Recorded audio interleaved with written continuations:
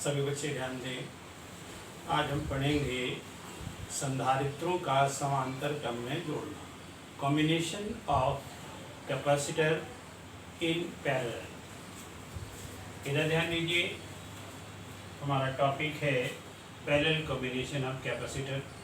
पिछले टर्म पर हम सीरीज कॉम्बिनेशन ऑफ कैपेसिटर पढ़ चुके हैं, ये उसी का कंटिन्यूड पार्ट है। यहाँ पर C1, C2 और C3 तीन कैपेसिटर्स हैं जिनको इस प्रकार जोड़ा गया है कि उनकी पॉजिटिव प्लेट पॉइंट ए पर और नेगेटिव प्लेट पॉइंट बी पर जोड़ी गई है।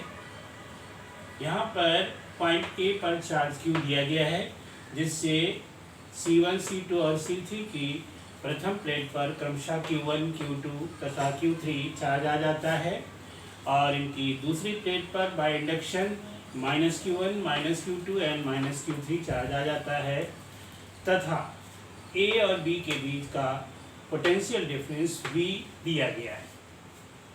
आप ध्यान दीजिएगा, हमने पिछले टर्म पर बताया था जो फिजिकल क्वांटिटी यहाँ पर बढ़ती है, डिवाइड होती है, उसी को पहले निकालते हैं। सीरीज कॉम्बिनेशन में आपने देखा था कि पोटेंशियल डिवाइड हो रहे थे, इसलिए पोटेंशियल को पहले निकाला गया था। यहाँ पर देखिए चार्जेस डिवाइड हो रहे हैं, इस पर Q1 है, इस पर Q2 है, इस पर Q3 है, इसलिए सबसे पहले निकालेंगे Q1। Q1 is equal to कितना होता है, सभी बच्चे जानते हैं कि होता है C1 into V। V is the potential difference between the plates। तो Q1 is equal to C1 है ना, सबसे पहले यह comma Q2 is equal to इसी तरह C2V तथा Q3 is equal to यहाँ पर C3V हो जाएगा। अब ये Q1 और Q2 तथा Q3 मिल करके Q के बराबर है, क्योंकि यही चार्ज डिवाइड हुआ है ना, इसलिए टोटल चार्ज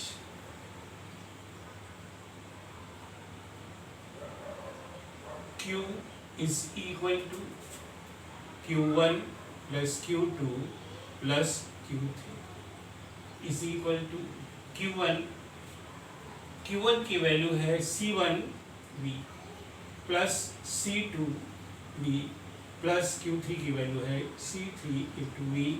इसमें से V कॉमन ले लेते हैं, क्या आ जाएगा C1 plus C2 plus C3, ये Q की वैल्यू आ जाती है। अब फिर देखें, यदि इक्विवेलेंट capacitance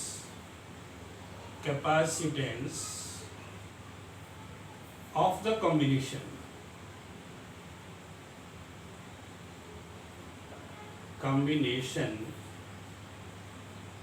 B C, यानी पूरे के संयुक्त धारिता, हिंदी में क्या होगी, पूरे संयोजन की संयुक्त धारिता C हो, तो देन तब यही फॉर्मूला लगाएगा, Q इज इक्वल टू कितना हो जाएगा C, total capacitance multiplied by potential difference, है ना। अब देखिए Q बराबर CV यहाँ है और Q बराबर ये इधर ही हुआ है, देयरफॉर इनको इक्वेट कर दो, therefore CV in place of Q, CV is equal to V into C1 plus C2 plus C3, यहाँ से V और V कैंसिल हो जाएंगे, इसलिए C is equal to C1 plus C2 plus C3। बहुत ही सिंपल फार्मूला बनता है, यानी जितने कैपेसिटर्स पैरेलल में जोड़े जाते हैं, अगर इक्विवेलेंट कैपेसिटेंस निकालना हो तो सारी कैपेसिटेंस जोड़ दीजिए तो उसकी इक्विवेलेंट कैपेसिटेंस आ जाती है। ये बहुत सिंपल है। तो अब देखिए, मैंने समझाया था कि हम सर्किट्स में कभी कभी ऐसे कैपेसिटर्स की ज़रूरत हो जाती है जिस वैल्यू के कैपेसिटर्स हमें नहीं मिलते हैं, तो हमारे पास यही दो तरीके होते हैं, आइदर बाई सीरीज कॉम्बिनेशन और बाई पैरेलल कॉम्बिनेशन।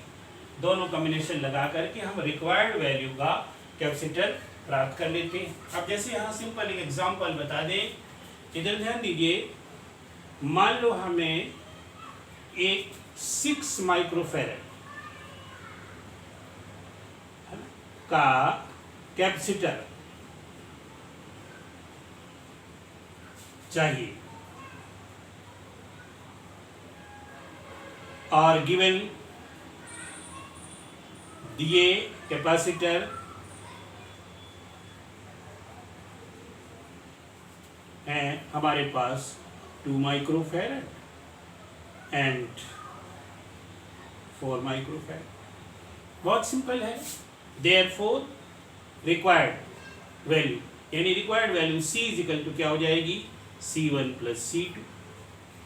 तो C1 2 रख देते हैं, C2 4 रख देते हैं, दोनों को जोड़ दिए 6 माइक्रोफैरड का कैपेसिटर मिल गया।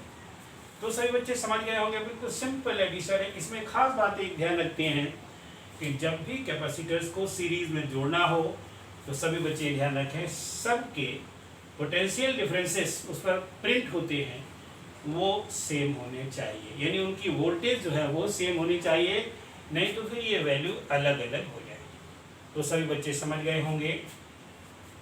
तो अब ये तो मैंने बताया कि सिंपल, अगर हमें कैपेसिटेंस कम करना है तो क्या कर देते हैं, सीरीज में जोड़ देते हैं। अगर कैपेसिटेंस बढ़ानी है तो पैरेलल में जोड़ देते हैं। कभी कभी ऐसा होता है कि पता ही नहीं चलता है कि कैपेसिटी, मतलब कैपेसिटर हमें दिए हुए हैं और ये कह दिया गया कि रिक्वायर्ड कैपेसिटर निकालिए, तो हम क्या करते हैं कुछ, अब ये आपके आईक्यू के ऊपर निर्भर करता है, उसमें कुछ कैपेसिटर्स को पैरेलल में जोड़ देते हैं और कुछ को सीरीज में जोड़ देते हैं, तो रिक्वायर्ड वैल्यू का कैपेसिटर मिल जाता है। जैसे एग्जांपल के लिए एक सभी बच्चे समझ लें, बिल्कुल प्रैक्टिकल क्वेश्चन है, रिक्वायरमेंट, यानी हमें चाहिए 6 माइक्रोफैरड का कैपेसिटर। ये न्यूमेरिकल प्रॉब्लम में ऐसे क्वेश्चन पूछे जाते हैं और हमारे पास है 2 माइक्रोफैरड, 3 माइक्रोफैरड और 6 माइक्रोफैरड। बेटा इधर ध्यान दो, 6 नहीं, हमें चाहिए 4 माइक्रोफैरड। कितना चाहिए, 4 माइक्रोफैरड चाहिए और हमारे पास 2 माइक्रोफैरड, 3 माइक्रोफैरड, 6 माइक्रोफैरड के कैपेसिटर्स हैं।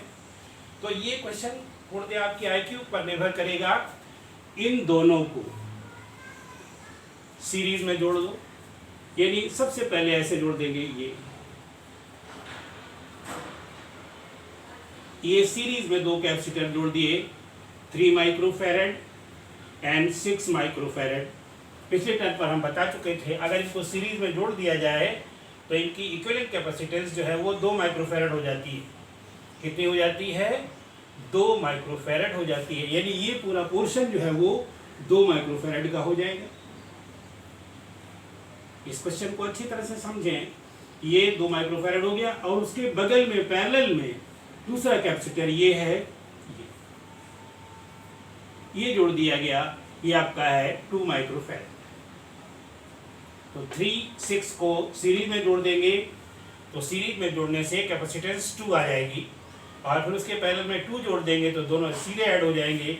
और इस तरह से ये पॉइंट जो A है और मान लीजिए पॉइंट B है, इनके बीच में कितनी कैपेसिटेंस मिल जाएगी, AB के बीच कैपेसिटेंस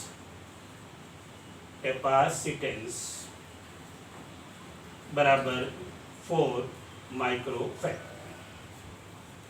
बहुत नीचे हो गया, शायद ये दिखाई ना दे, तो बच्चे हमारी आवाज़ सुन लेंगे और आवाज़ सुनकर किस तरह से ये फिगर दिखाई देगा। ये दोनों सीरीज में जोड़ देंगे और ये उसके साथ पैरेलल में जोड़ेंगे, तो ऊपर वाले का 2 माइक्रोफैरड आ जाएगा और नीचे वाले का 2 है और 2 और 2 4।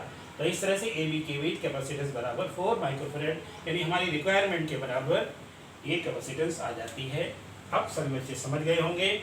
आपको ये तो मैंने एग्जांपल के लिए लिख दिया है, आपको केवल ये लिखना है और ये लिखना है।